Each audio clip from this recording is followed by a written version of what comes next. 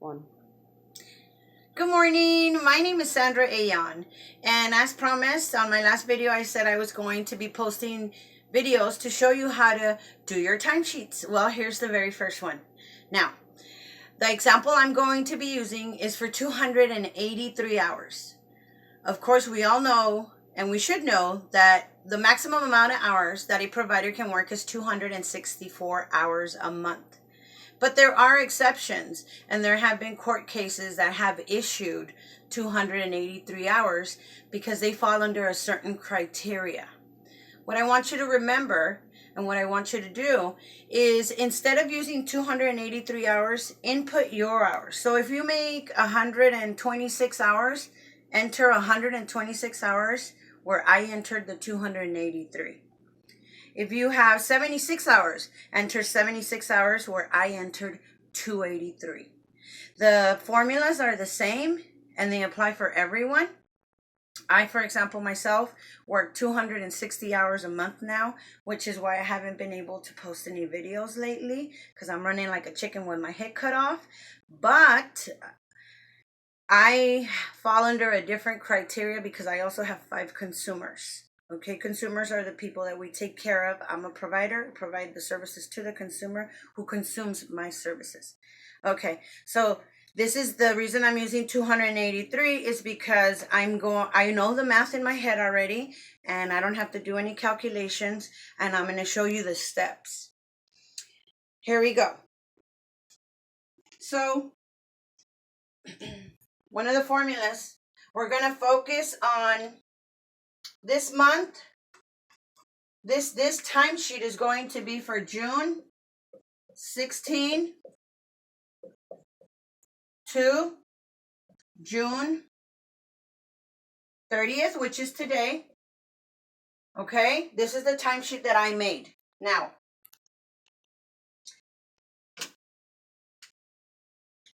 it said I was going to use the example for 283 hours, right?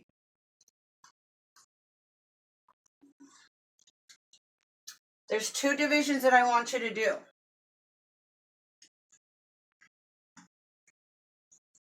The first division is for 4 weeks. Why 4 weeks? They take the 283 hours, they divide it by 1, 2, 3, 4 weeks. That's how the county does it. What comes up once you divide that is going to be 70 hours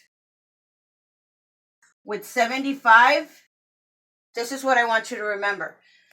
These here are decimals. Our calculator rounds up to 100. We're not rounding up to 100. We're rounding up to minutes. So 100 decimals would equal 60 minutes. 50 decimals would equal 30 minutes. 25 decimals would equal 15 minutes. And that is where the confusion comes in. When you start breaking up decimals and converting them into minutes. Well, you know what? We're not going to do that because we're going to make this nice and simple. So what I'm going to suggest you do is, I don't care about the minutes. I don't care about the decimals, I'm sorry. So now, this total of hours is the total of hours per week that you are allowed to work. 70. That's the total amount of hours that you are allowed to work per week. The next division is dividing the 283 hours into 2 timesheets. Because we get 2 timesheets, one from the 1st to the 15th, one from the 16th to the last of the month. For this example, it would be the 30th of the month. What you get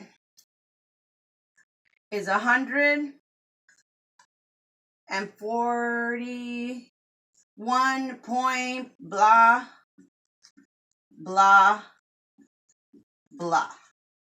Why do I say blah, blah, blah? Because I don't care. So what you're going to do is 141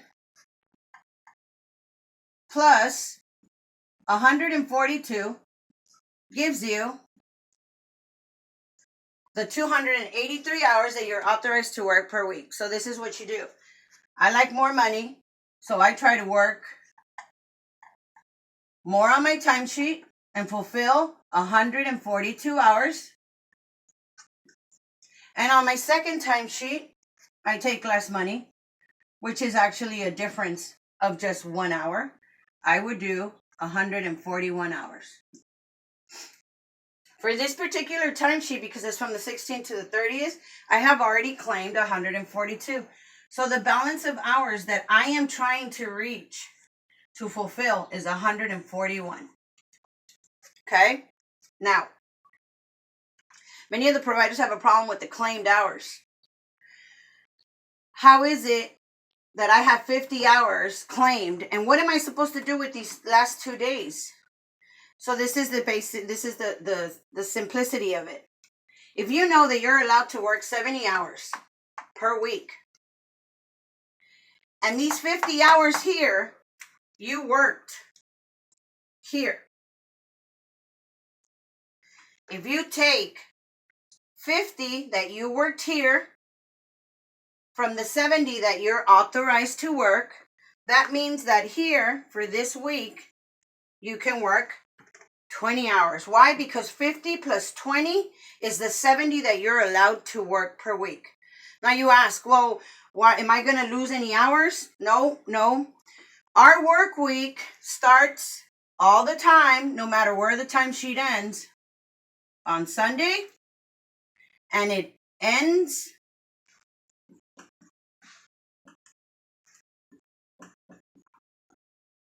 on Saturday. Always, always, always. So if our work week begins on Sunday and ends on Saturday, and from Sunday through Thursday for this particular timesheet, we already worked 50 hours and we're only authorized 70.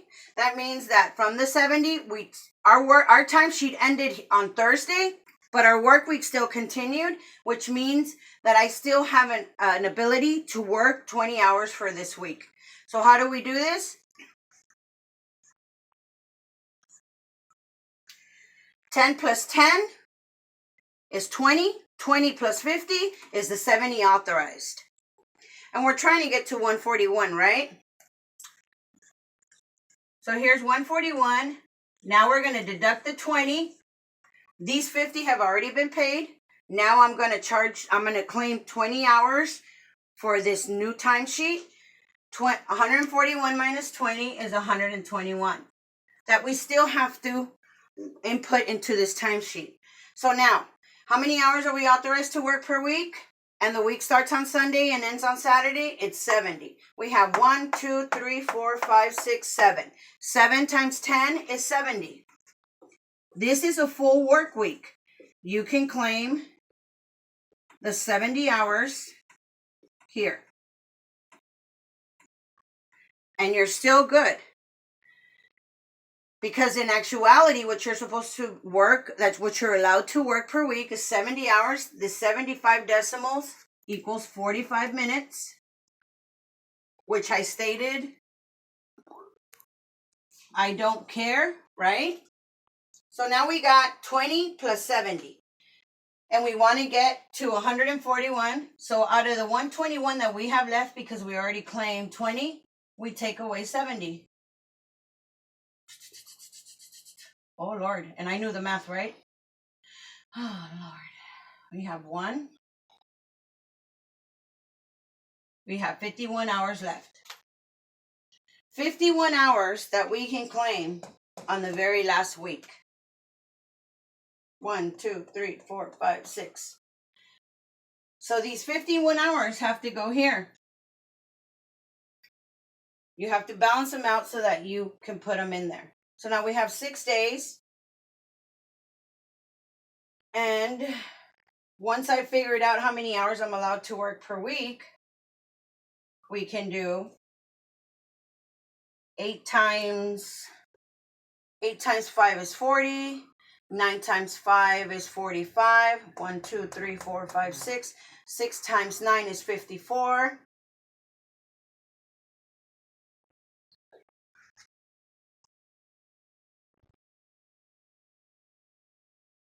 1, 2, 3, 4, 5. 5 times 9 is 45. 45 to get to 51 leaves me a 6. And there's the timesheet for 283 hours. The second timesheet, which was 141 hours. And what I do is I do this all over again as far as the math is concerned. I count 1, 2, that's 10, that's 20. I know it's repetitive, but you have to make sure because every hour, even by a minute, you can get a violation. 10, 20, 30, 40, 50, 60, 70, 70. 9, 18, 27, 36, 45.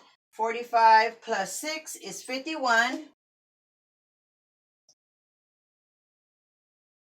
We have 12, we have 14. There's my 141, and that has been met.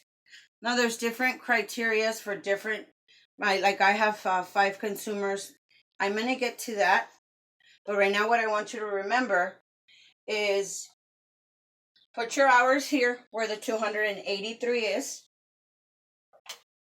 Divided by the 4 weeks. 1, 2, 3, 4 weeks. That will give you the total amount of hours that you can work per week. Then you take the 283, put your numbers in here, divided by 2 timesheets, and that will give you the total amount of hours that you're allowed to work per timesheet. Do not play with the minutes. I will do another video for the minutes. And that will give you the total amount that you do for your timesheet. And you take in consideration the claimed, deduct the claimed from the authorized hours, gives you the balance of the hours that you can work for that claimed week, which is our first week. Our work week starts on Sunday and ends on Saturday. This is considered a full week. I can claim a full 70. 20 plus 70 is 90. I'm trying to get to 141. I deduct the 90 from 141 and I get a balance of 51 hours, which is inputted into the third work week. These 51 hours will roll over to the next timesheet for July 1st, because this is July 1st, right? Even though it's at zeros, in the next timesheet, these will be zeros and this will be open. And then I'll do another video on what to be able to put there. That's it. Please like, please subscribe, please share, and I'll keep you guys posted. Have a great holiday. I am taking almost a week off because I need a break, and God is so good to me and He's been blessing me. And I will talk to you guys soon. Take care. Bye.